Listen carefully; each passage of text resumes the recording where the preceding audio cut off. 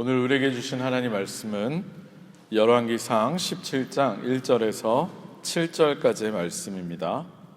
오늘 우리에게 주신 하나님 말씀 열왕기상 17장 1절로 7절까지의 말씀입니다.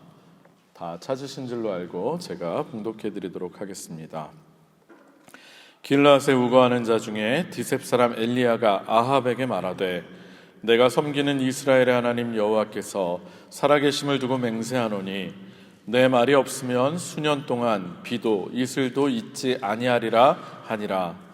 여호와의 말씀이 엘리야에게 임하여 이르시되 너는 여기서 떠나 동쪽으로 가서 요단 앞 그릿 시냇가에 숨고 그 시냇물을 마시라.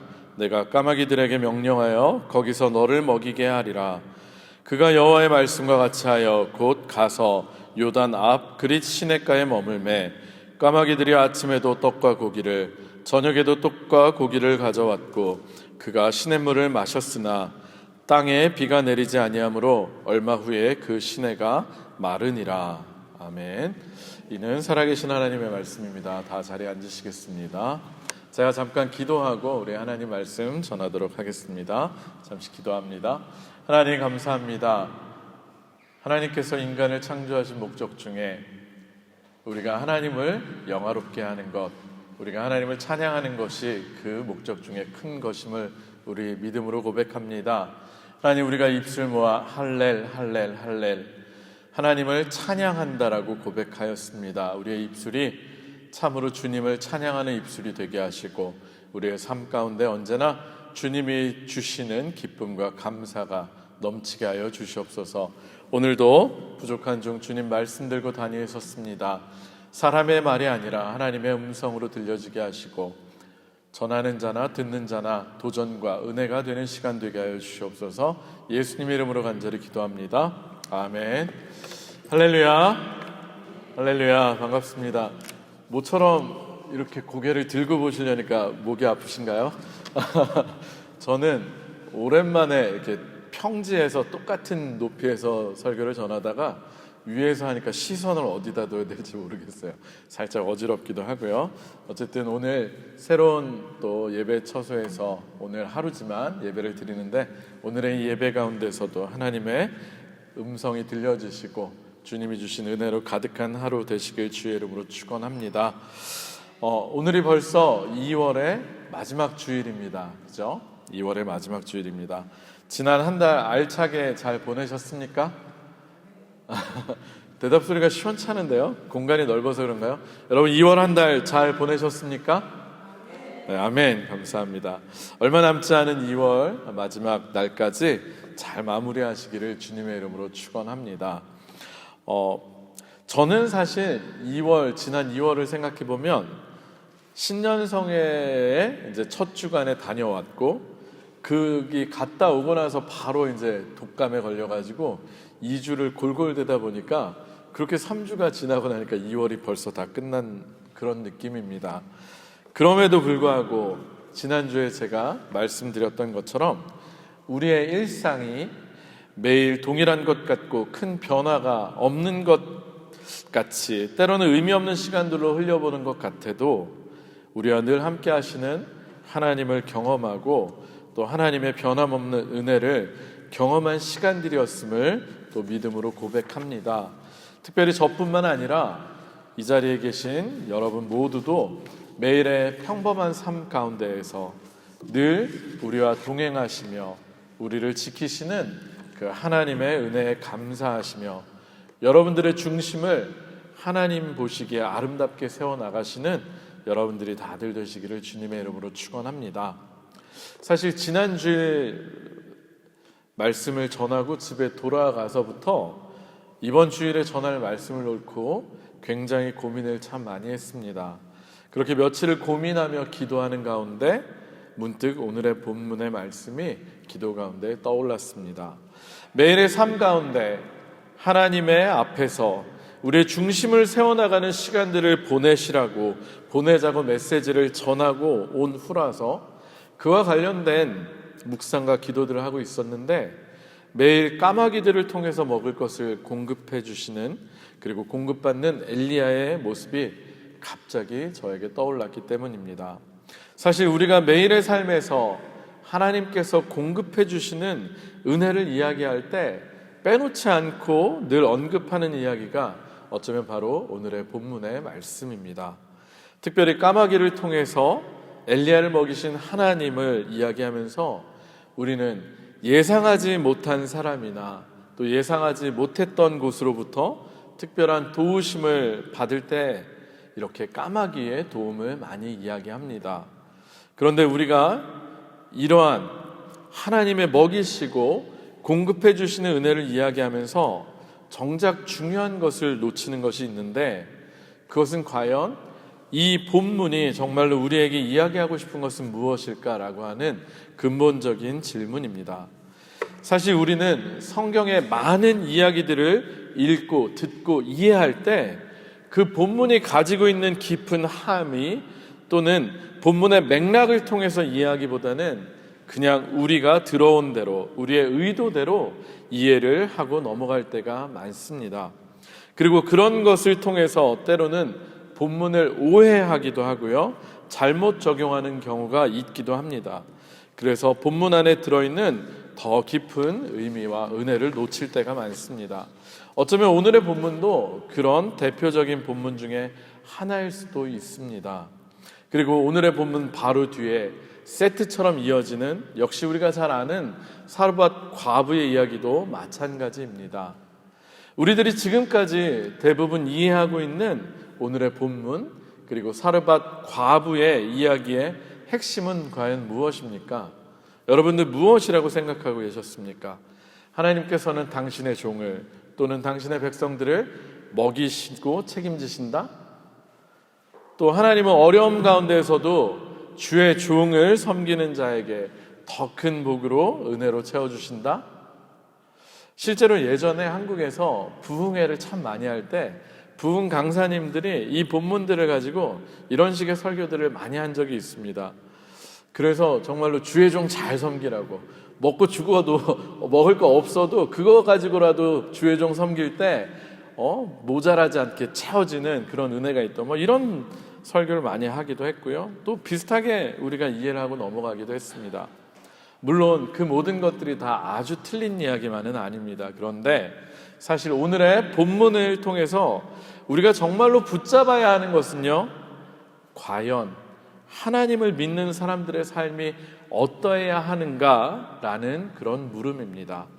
즉 다른 말로 표현을 해보면 하나님이 없는 것 같은 세상 속에서 하나님 붙들기라고 표현할 수 있을 것 같습니다. 그래서 저는 오늘의 제목을 뭐라고 지었습니까? 주부에 보시면 아시겠지만 세상의 중심에서 하나님을 외치다라고 제목을 한번 정해보았습니다. 예전에 그런 영화가 있었어요. 세상의 중심에서 사랑을 외치다. 그래서 한번 떠올라서 써봤습니다. 세상의 중심에서 하나님을 외치다. 실제로 오늘의 본문의 주인공인 엘리야는요, 하나님이 없는 것 같은 그런 시대에 그런 세상의 중심에서 홀로 하나님을 외친 사람이었기 때문입니다. 오늘 우리가 함께 읽은 본문 열왕기상 17장 말씀은 북왕국, 이스라엘이 둘로 쪼개져 가지고 남유다, 북왕국 이스라엘로 나눠졌지 않습니까? 북왕국 이스라엘에서 아합이라고 하는 이스라엘의 역사상 가장 악한 왕이 다스리던 시대를 배경으로 합니다. 난세의 영웅이 나온다고 하는 말 여러분들도 아마 들어보셨을 텐데, 어쩌면 그 말처럼 가장 악한 왕이 다스리던 난세와도 같은 시절에 위대한 신앙의 인물이 혜성처럼 정말로 갑자기 뜬금없이 등장하는 것이 바로 오늘의 본문인 것입니다. 이 난세의 영웅과도 같은 신앙의 영웅, 다시 한번 물어보겠습니까? 누구입니까? 난세의 영웅? 네, 엘리야입니다. 맞습니다. 엘리야입니다. 방금 제가 난세의 영웅이라는 표현을 쓰기는 했지만 우리가 성경을 읽으면서 조심해야 할 것이 특정한 인물을 신격화하고 그들을 절대화한다라는 것입니다. 실제로 아무리 위대한 신앙의 인물들이라고 해서 그들의 이야기를 마치 영웅전기 읽듯이 읽고 그들을 추앙해서는 결코 안 됩니다. 물론 그들의 믿음은 칭찬을 하고 우리도 본받아야 하겠지만 그들 또한 결국은 하나님의 손에 붙잡힌 하나님의 도구였음을 우리는 기억해야만 합니다. 결국 우리가 위대한 신앙의 인물의 이야기를 읽으면서도 놓치지 않아야 하는 가장 중요한 사실은요, 그들을 사용하셔서 당신의 선하신 뜻을 이루어 가시는 하나님을 우리가 바라봐야만 한다는 것입니다. 그런 의미에서 모든 성경이 그렇듯 사실 오늘의 본문의 진정한 주인공은 바로 하나님이십니다. 따라서 우리의 모든 지향점은 바로 하나님이어야만 한다는 것입니다. 우리 그런 생각들을 가지고 오늘의 본문을 한번 잘 살펴보았으면 좋겠습니다. 먼저 우리 함께 오늘의 본문 1절을 같이 읽도록 하겠습니다. 열왕기상 17장 1절의 말씀을 우리 함께 같이 읽어보도록 하겠습니다. 시작. 길르앗에 우거하는 자 중에 디셉 사람 엘리야가 아합에게 말하되 내가 섬기는 이스라엘의 하나님 여호와께서 살아계심을 두고 맹세하노니 내 말이 없으면 수년 동안 비도 이슬도 있지 아니하리라 하니라. 아멘. 오늘의 본문 1절을 보면요, 엘리야가 정말로 갑자기 등장을 해서 아합 왕에게 하나님의 말씀을 대언하는 내용이 나옵니다. 그런데 그 내용이 가히 충격적인 내용입니다. 그 내용인 즉슨 내 말이 없으면 수년 동안 비도 그리고 이슬도 있지 아니하리라 였기 때문입니다. 그런데 엘리야가 이렇게 아합 왕 앞에서 가뭄이 임할 것임을 말하는 근거가 무엇인 줄 아십니까? 그의 말을 다시 한번 자세히 살펴보면 그가 이렇게 말하는 근거가 분명하게 나옵니다. 무엇이냐면 내가 섬기는 이스라엘의 하나님 여호와께서 살아계심을 두고 맹세하노니. 네. 결국 그가 이스라엘에 수년 동안 비도 그리고 이슬도 오지 않을 것임을, 곧 심각한 재앙이 있을 것임을 선포하면서 근거로 제시하고 있는 것이 바로 여호와 하나님께서 살아계신다라는 것입니다. 할렐루야. 사랑하는 성도 여러분, 그런데 엘리야가 아합에게 이렇게 하나님께서 살아계신다는 것을 선포하던 시기가 과연 어떤 시대인지 여러분 아십니까? 바로 이스라엘에 있어서 가장 극심하게 우상 숭배가 성행했던 바로 그 시기입니다. 달리 이야기해서 가장 하나님으로부터 멀리 떠나 있었던 그 시대라는 것입니다. 특별히 여러분들도 아합 왕이 어떤 왕인지는 다들 잘 아실 것입니다. 아합 왕이 어떤 왕입니까? 앞서도 제가 말씀드렸지만 이스라엘의 역사를 통틀어서 가장 악한 왕으로 손꼽히는 왕이 바로 아합 왕입니다. 그런데 여러분, 그거 아십니까? 성경에서 악한 왕 그리고 선한 왕을 구분하는 기준, 그 기준은 세상적인 기준과는 전혀 다르다는 것을 말입니다. 성경에 수많은 왕들이 나오는데 그들을 선한 왕과 악한 왕으로 나누는 기준은 오직 단 하나입니다. 그것이 무엇인지 아십니까? 하나님을 잘 믿고 섬겼느냐, 아니면 하나님을 떠나서 우상을 섬겼느냐, 바로 그것입니다. 따라서 아합 왕이 가장 악한 왕으로 손꼽히는 그런 왕이라는 것은 무엇을 의미합니까? 네, 그렇습니다. 아합 왕이 어쩌면 가장 적극적으로 하나님을 멀리 떠나서 우상을 그리고 이방의 신들을 섬긴 왕이었다는 것을 말하는 것입니다. 실제로 아합 왕의 시대가 어느 정도로 우상 숭배가 심한 시대였는지를 알 수 있는 것이 있는데요, 그것은 아합 왕 때에 국가에서 바알과 아세라 신을 섬기는 제사장들을 직접 돈을 주고 고용을 했다라는 것입니다. 즉 국가에서 적극적으로 이방신을 섬기는 일을 장려하고 후원하고 국가에서 그것을 전폭적으로 지원을 했다라는 것입니다. 여러분들도 잘 아시는 것처럼 나중에 엘리야가 혼자서 대적해서 싸우던 바알과 아세라의 신을 섬기던 제사장들의 숫자가 몇 명이었습니까? 자그마치 850명입니다. 850명이나 되는 그 많은 숫자의 사람들을 모두 다 왕궁에서 후원을 하고 먹이고 입히고 지원까지 했다라는 것입니다. 그만큼 아합 왕은 적극적으로 하나님이 아니라 바알과 아세라를 섬기는 일에 앞장섰던 왕이었습니다. 그리고 그 일에 또한 깊이 관여한 인물이 있었는데 바로 아합 왕의 아내인 이세벨 왕비를 들 수 있습니다. 아합 왕은요, 여러 가지 정치적인 이유로 인해서 바알을 숭배하는 시돈의 왕, 이름이 무엇인 줄 아십니까? 엣바알이라고 합니다. 엣바알, 뜻 자체가 바알은 살아있다. 이름 자체가 엣바알인 그런 왕의 딸인 이세벨을 아내로 맞이했습니다. 달리 표현하면 우상 숭배를 가장 잘하는 나라의 왕의 딸과 결혼을 했다라는 것입니다. 그리고 이 이세벨과 결혼하면서 이세벨이 자신이 나라에서 섬기던 신과 종교를 이스라엘에 그대로 도입했던 것입니다. 그래서 사마리아에 바알을 위한 신당까지 지어졌습니다. 그런데 여기서 우리가 한 가지 더 기억해야 할 것이 무엇인지 아십니까? 이처럼 성경에서 아합 왕을 정말로 악한 왕이라고 평가하는 것과는 달리요, 아합 왕 때에 북왕국 이스라엘은 평화와 번영의 시간들을 보내고 있었다라는 사실입니다. 쉽게 말해서 아합 왕 때가 가장 잘 먹고 잘 살던 시대였다라는 것입니다.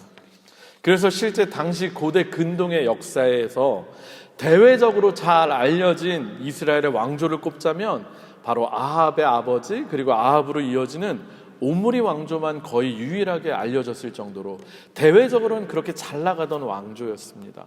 그 정도로 잘 먹고 잘 살던 시대가 바로 아합 왕의 시대였다는 것입니다. 따라서요, 아합 왕이 다스리던 시대에 살던 사람들은 자신들이 누리고 있던 이 풍요와 부가 어디로부터 비롯되었다라고 생각을 했겠습니까? 네, 그렇습니다. 원래는 자신들이 하나님의 백성들임에도 불구하고 이스라엘 백성들 역시도 가나안의 토착 민족들과 마찬가지로 자신들에게 풍요와 번영을 가져온 것이 바로 바알과 아세라라고 하는 믿음을 가지고 있었고요, 아합 왕을 필두로 적극적으로 온 나라가 극심한 우상 숭배에 빠져 있었던 것입니다. 실제로 이러한 당시의 상황을 적나라하게 보여주고 있는 것이 바로 오늘의 본문 바로 앞장에 나오는 열왕기상 16장 29절 이하의 내용입니다. 여러분 집에 가셔서 한번 16장부터 쭉 읽어보시기 바랍니다. 그리고 또한 당시의 사람들이 하나님을 어떻게 생각했는지를 드러내는 하나의 에피소드가 하나 더 나오는데 그것이 바로 16장 34절의 내용입니다. 우리 함께 16장 34절을 한번 같이 읽었으면 좋겠습니다. 오늘의 본문 바로 앞에 나오는 열왕기상 16장 34절을 같이 읽겠습니다. 시작. 그 시대에 베델 사람 히엘이 여리고를 건축하였는데 그가 그 터를 쌓을 때에 맏아들이 아비람을 잃었고 그 성문을 세울 때에 막내 아들 수굽을 잃었으니 여호와께서 눈의 아들 여호수아를 통하여 하신 말씀과 같이 되었더라. 아멘. 여호수아를 통해서 여리고성을 무너뜨린 다음에 하나님께서는 여호수아를 통해서 하신 말씀이 있었습니다. 아마 여러분들도 기억하실 겁니다. 여호수아 6장 26절인데 제가 읽어드리겠습니다. 여호수아가 그때 맹세하게 하여 이르되 누구든지 일어나서 이 여리고성을 건축하는 자는 여호와 앞에서 저주를 받을 것이라. 그 기초를 쌓을 때에 그의 맏아들을 잃을 것이요 그 문을 세울 때에 그의 막내 아들을 잃으리라 하였더라. 아멘. 어떻습니까?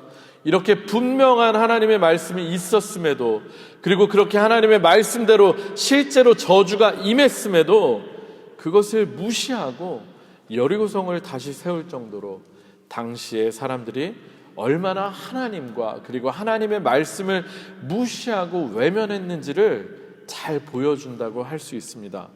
이처럼 아합 왕과 이세벨을 중심으로 해서 온 나라가 하나님을 떠나서 하나님이 안 계신 것처럼 사회 전반이 돌아가고 있을 때 호련히 나타나서 여전히 하나님께서 살아계심을 선언하며 그 증거로 가뭄이 시작될 것을 예언한 것이 바로 엘리야였던 것입니다. 따라서 아합 왕 앞에서 이런 예언을 한다는 것은 당연하게도 목숨을 담보로 하는 굉장히 위험한 일이었습니다. 그래서 하나님께서는 엘리야를 아합으로부터 지키시기 위해서 그를 숨기신 것입니다. 우리 함께 오늘의 본문 2절부터 4절까지를 같이 읽겠습니다. 길지 않으니까요. 우리 한번 같이 읽겠습니다. 열왕기상 17장 2절부터 4절입니다. 시작. 여호와의 말씀이 엘리야에게 임하여 이르시되 너는 여기서 떠나 동쪽으로 가서 요단 앞 그릿 시냇가에 숨고 그 시냇물을 마시라. 내가 까마귀들에게 명령하여 거기서 너를 먹이게 하리라. 아멘. 하나님께서는 이처럼 아합 왕으로부터 생명의 위협을 받게 된 엘리야를 요단 동편 그릿 시냇가에 숨게 하셨고, 그리고 그에게 까마귀들을 통해서 먹이겠다라고 말씀하신 것입니다. 그리고 실제로 하나님의 말씀대로 아침과 저녁에 까마귀들이 떡과 고기를 가져다가 엘리야를 먹이신 것을 말씀을 통해서 알 수 있습니다. 할렐루야. 그런데 여기서 저는 한 가지 의문이 드는 것이 있었습니다. 여러분들은 평소에 이 본문을 읽으시면서 그런 의문이 들지 않으셨는지 모르겠습니다. 그것은 하나님께서 왜 하필이면 까마귀들을 통해서 엘리야를 먹이셨느냐 하는 것입니다. 여러분 전혀 안 궁금하셨나요? 표정들을 보니까 한 번도 생각 안 해보신 것 같은데, 설교의 서두에서도 제가 말씀드린 것처럼 우리는 하나님의 도우심을 이야기할 때 흔히들 그 대명사처럼 까마귀를 이야기합니다. 그런데 정작 까마귀는 레위기에서 어떤 짐승으로 규정되어 있는지 아십니까? 레위기에 보면 까마귀는 부정한 짐승으로 분명히 기록이 되어 있어요. 레위기 11장에 새들 종류가 나오는데, 새들 중에서 부정한 새들의 이야기가 나오는데 그 중에 15절을 보면 까마귀가 부정한 새라고 분명하게 그 이름이 기록되어 있습니다. 아마도 까마귀가 죽은 동물의 사체에 접촉을 해가지고 그 사체를 뜯어먹는 새라서 그런 것 같은데요. 그렇게 부정한 새임에도 불구하고 하나님께서는 까마귀들을 통해서 하나님의 살아계심을 선포하고 숨어있는 엘리야를 먹이셨다는 것입니다. 그렇다면 왜 굳이 까마귀였을까요? 먼저는 까마귀를 선택하신 하나님을 보면서 어쩌면 당시의 상황을 역설적으로 우리는 잘 알 수 있습니다. 하나님의 백성들인 이스라엘 전역이 우상을 숭배하며 하나님을 떠났기 때문에 엘리야를 숨기고 먹을 곳이 전혀 없었던 당시의 상황을 부정한 새인 까마귀를 통해서라도 엘리야를 먹이시는 모습을 통해서 더욱 절실하게 이해할 수 있도록 했다라는 것입니다. 그리고 이것보다 더욱 더 중요한 것은요, 하나님의 크신 구원의 계획이 여기에 드러난다라는 것입니다.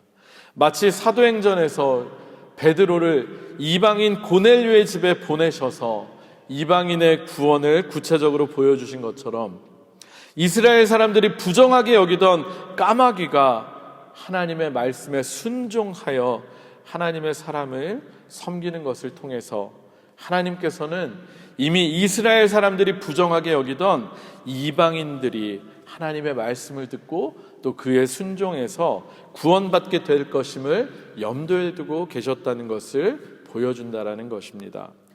이는 실제로 까마귀를 통해서 엘리야를 먹이시다가 그릿 시냇물이 완전히 마르고 나서는 아까 말씀드린 바알 숭배 정말 정점이었고 이세벨의 고향이었던 시돈 땅, 그곳에 있는 사르밧 과부에게 엘리야를 보내시는 모습을 통해서도 하나님의 구원의 계획이 우상 숭배의 본고지였던 시돈 땅, 그리고 이방 여인에게도 이제 미치고 있음을 우리에게 알려주고 있다라고 할 수 있습니다. 그리고 또 한 가지, 우리가 까마귀를 생각할 때 결코 놓치지 말아야 할 정말로 중요한 내용이 하나 있는데요. 그것은 바로 염려와 근심에 관한 예수님의 가르침에 까마귀가 등장한다라는 것입니다. 우리 함께 누가복음의 말씀을 한번 찾아봤으면 좋겠습니다. 누가복음 12장 22절에서 24절까지의 말씀을 한번 같이 읽어봤으면 좋겠습니다. 누가복음 12장 22절에서 24절까지의 말씀입니다.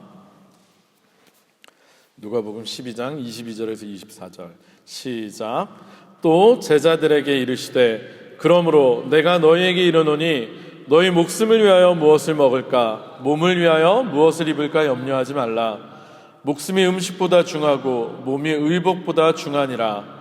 까마귀를 생각하라. 심지도 아니하고 거두지도 아니하며 골방도 없고 창고도 없으되 하나님이 기르시나니 너희는 새보다 얼마나 더 귀하냐. 아멘. 우리가 잘 아는 염려하지 말라고 하는 그런 본문에 등장하는 구절입니다. 그런데 우리가 흔히 아까 우리 찬송가도 불렀잖아요. 공중나는 새를 보라.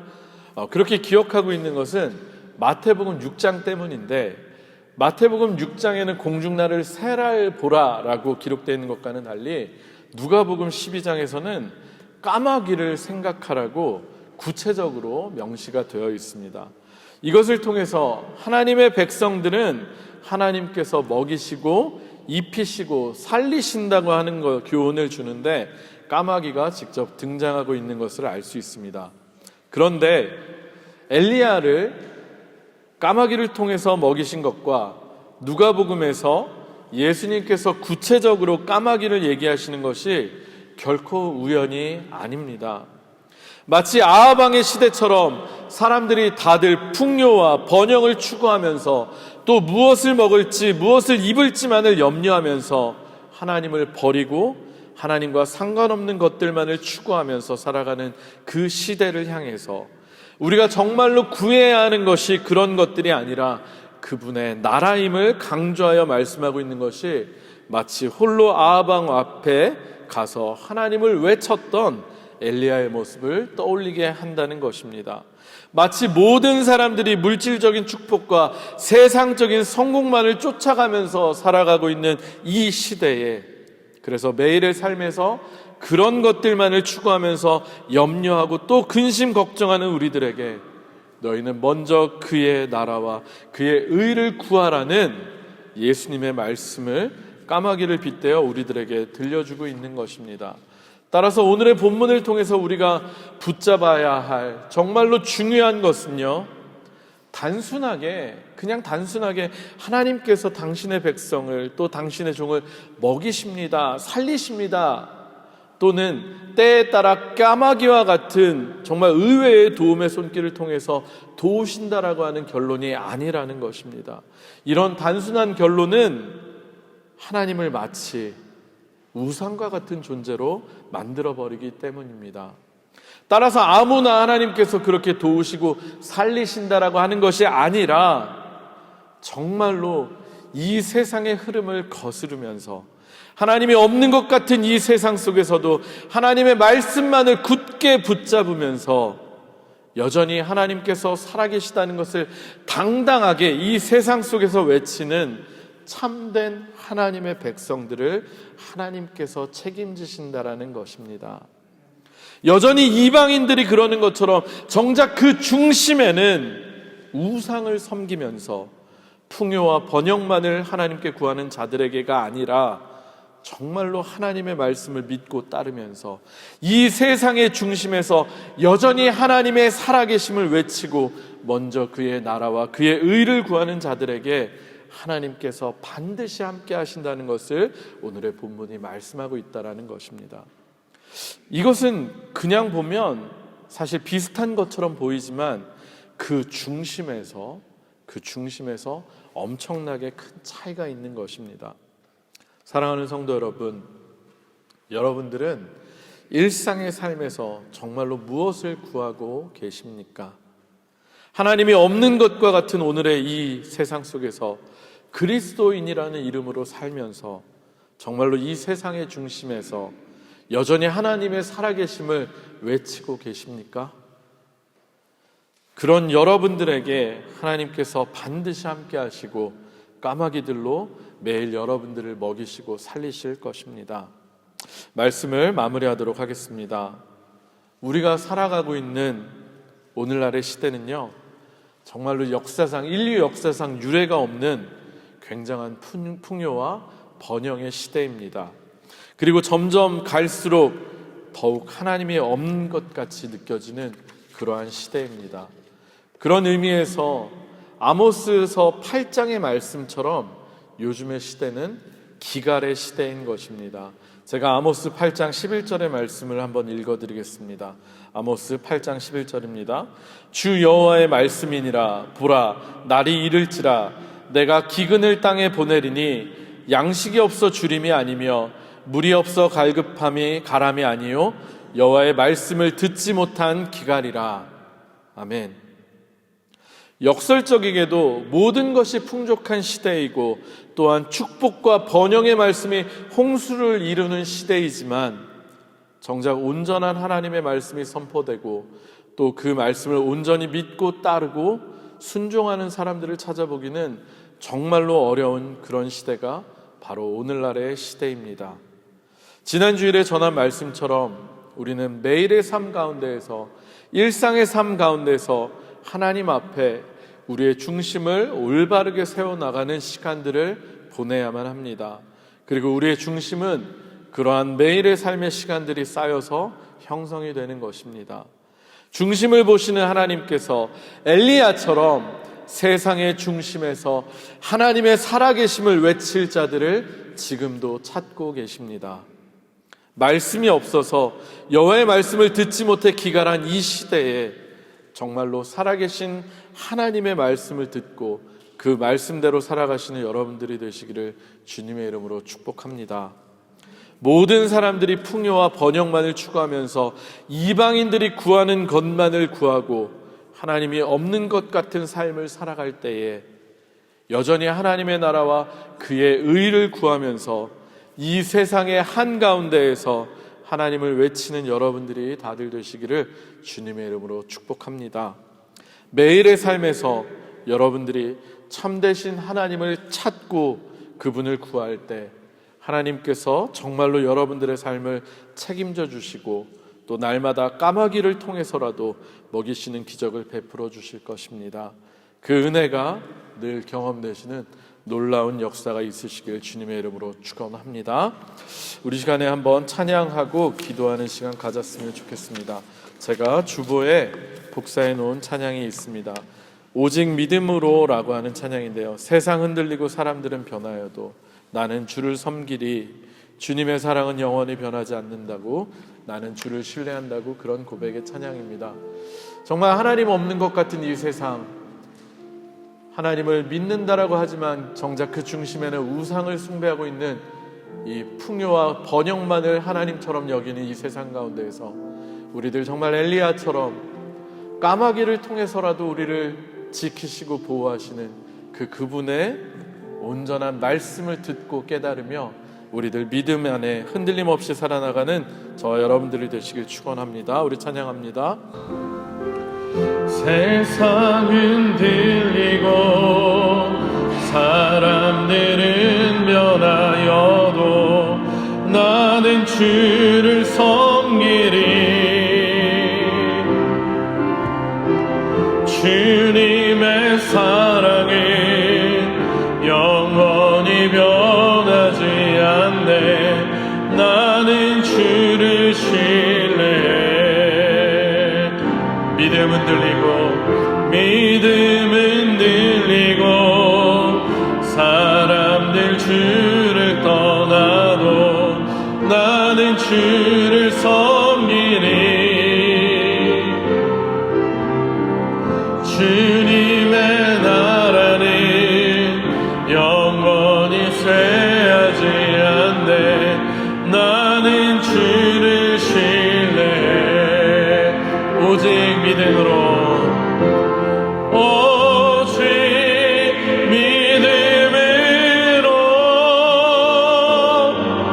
믿음으로 내가 살리라. 오직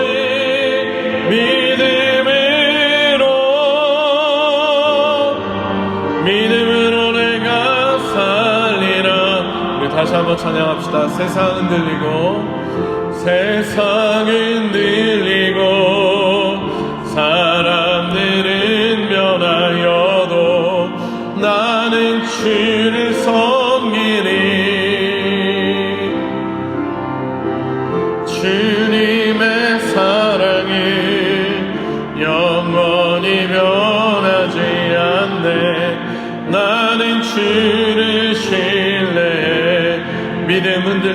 사람들 주를 떠나도 믿음은 들리고 사람들 주를 떠나도 나는 주를 섬기리. 주님의 나라는 영원히 쇠하지 않네. 나는 주를 신뢰해. 오직 믿음으로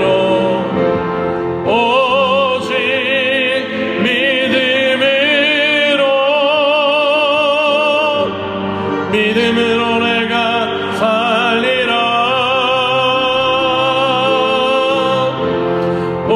오직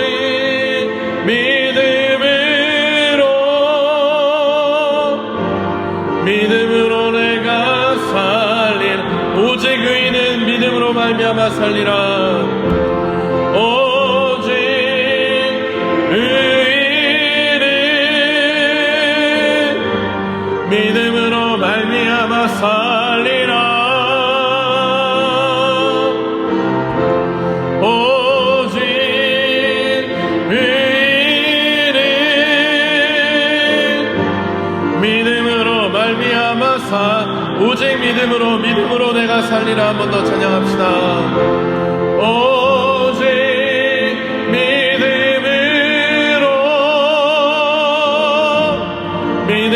내가 살리라. 오직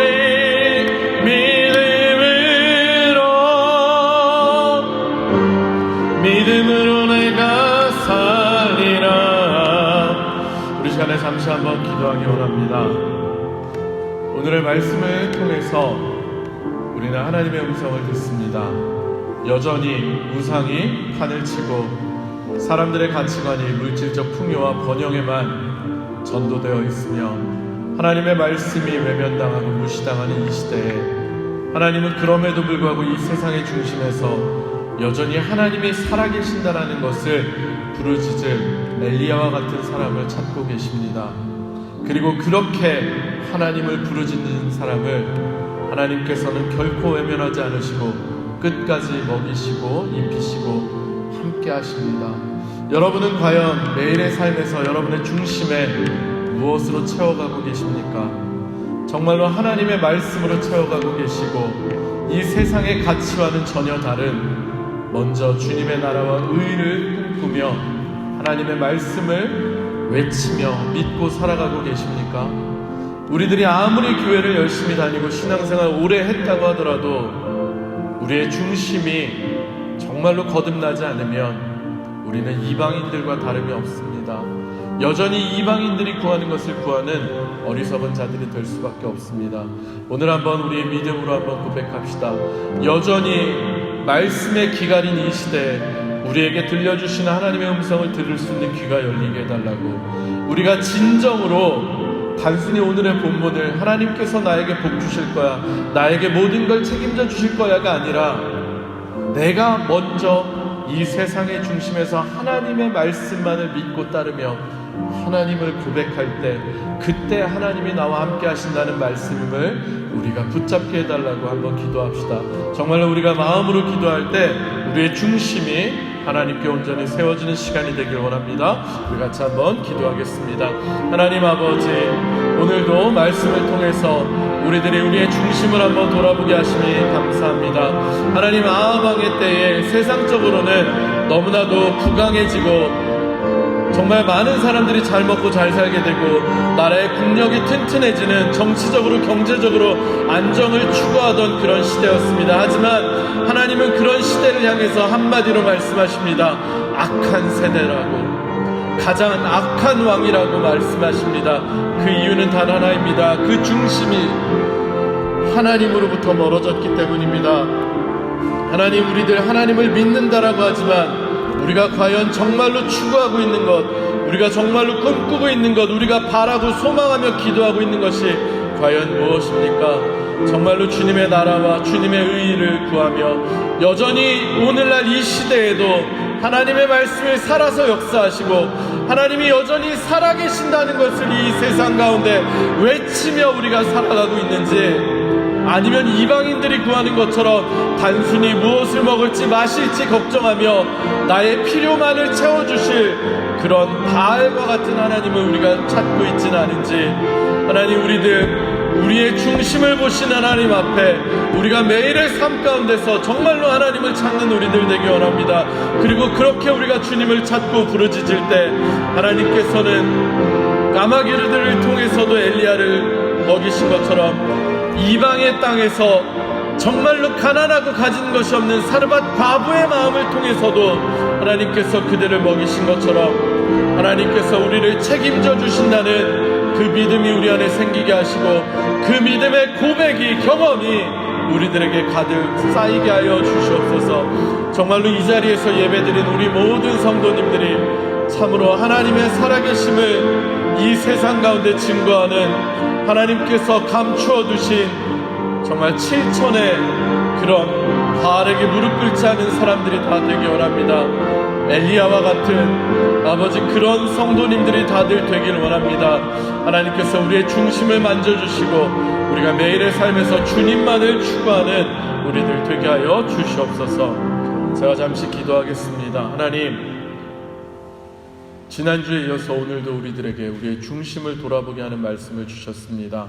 하나님, 우리는 과연 무엇을 위해서 하나님을 믿고 있으며 무엇을 구하며 우리의 신앙생활을 하고 있습니까?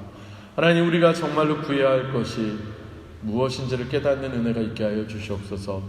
이방인들과 같이 우상에게 절하는 자들처럼 단지 우리의 풍요와 번영만을 구하는 우리들 되지 않게 하시고, 먼저 주님의 나라와 의를 구하며 하나님이 외면당하고 하나님의 말씀이 사라져가는 이 시대에 여전히 하나님이 살아계심을 이 세상의 한가운데서 외칠 수 있는 참된 그리스도인들로 우리들 세워지게 하여 주시옵소서. 그리고 우리가 그렇게 외치며 우리가 주의 자녀로서 거듭날 때 우리들을 먹이시고 입히시며 책임지시는 그 하나님의 은혜를 우리가 진짜로 경험하게 하여 주시옵소서. 그래서 우리의 믿음이 정말로 살아있는 역사하는 믿음이 되게 하여 주시옵소서. 예수님의 이름으로 간절히 기도합니다. 아멘.